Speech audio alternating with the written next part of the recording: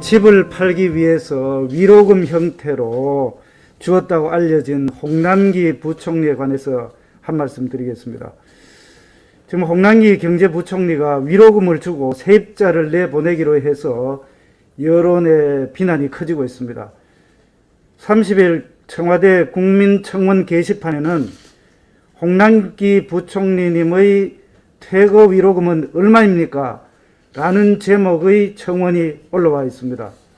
청원인은 세입자에게 돈을 돌려줘야 한다는 법도 아닌 상식도 아닌 선례를 몸소 보이시냐면서 집을 팔려면은 부총리님처럼 현금이 필수인 세상인가요?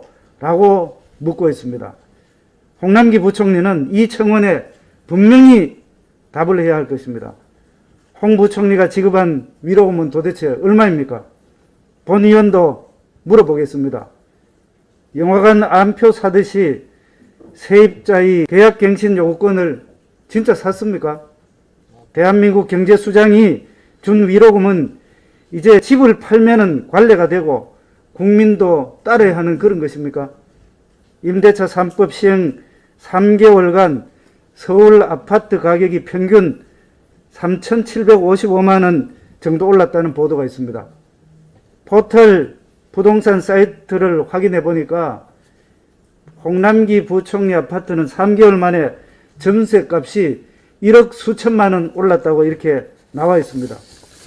이래도 정부는 전세값이 안정이 되고 있고 대통령은 지난 국회 시정연설에서 전세시장을 기필코 안정시켰다는 그런 말씀, 사실 한가한 말씀을 하고 있습니다.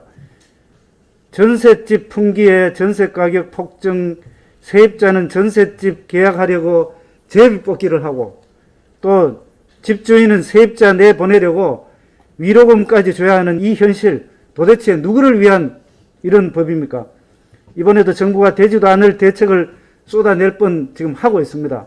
근본적인 처방 없이 전세시장 안정에 답이 없이 이런 거 고쳐야 됩니다. 그래서 임대차 3법 모두 근본적으로 고쳐야 할 그런 상황입니다.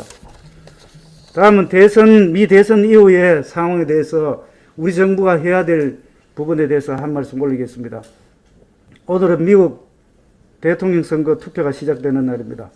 막판 여론조사에서 두 후보의 차이가 근소하게 민주당 후보가 앞서고 있는 것으로 나와 있지만 승부는 속단할 수 없는 박빙의 상태라는 그런 보도가 있습니다. 이번 미대선 결과는 한반도 정세에도 중대한 변수로 작용할 것으로 그렇게 생각이 됩니다.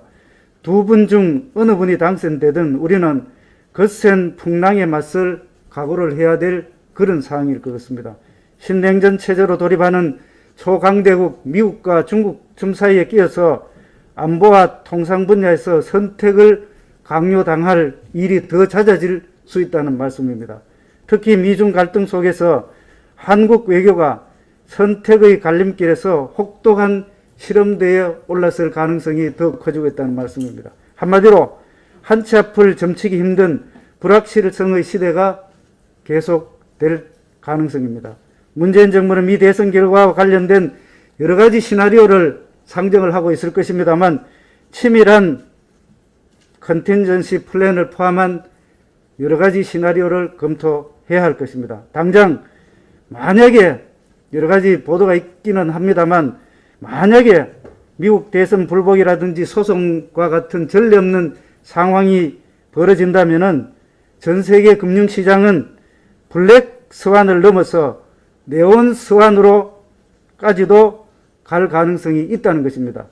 2000년에 조지 W 부시 후보와 엘고어 후보가 맞붙었을 당시에 고아 후보의 패배 인정까지 6주간 동안 S&P 지수가 12% 정도 폭락한 그런 적이 있었습니다. 게다가 승자 확정이 늦어지면은 경기 부양책 등 모든 경제 정책이 장기 표류될 수밖에 없는 그런 상태일 것입니다. 따라서 정부는 치밀하게 어떠한 가능성에도 대비해야 될 것을 말씀드립니다. 이상입니다.